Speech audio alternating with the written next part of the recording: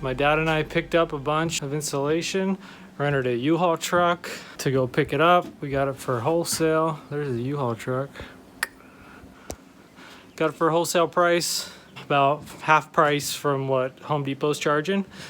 And it all came to this. We were gonna hire an insulator, but he wanted $20,000. And I was like, yeah, that's not gonna happen. So I looked around, was looking to price it out on Home Depot and just buy it, do it myself. And then I found this guy on Craigslist, had a company, is liquidating his stuff. We went to a storage unit this morning and picked up R30, R21, and R15 insulation, bats, everything we need for cabin and the shop, roof rafters, floor joists, and walls, interior and exterior walls. So we got enough for everything, and we are basically just doing the first floor today because my dad's hurt. So he's just kind of helping bring it in, and I just got started on the first floor. You can see first floor walls. See, first floor walls. I'm about 3/4 of the way done. We're gonna get the first floor walls done and then go take lunch. So yeah.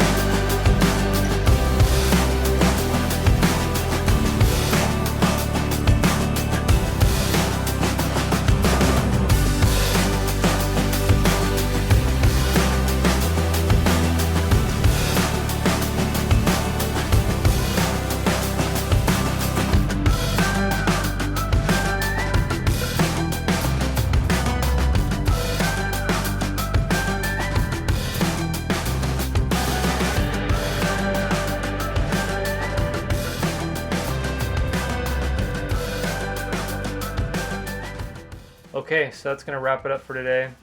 Things went pretty smooth today. We were able to get the downstairs and upstairs exterior walls done at least. Tomorrow, Hank and I are gonna be coming out and we're gonna be working on the rigid foam insulation that goes up in the roof rafters directly underneath the roof sheathing.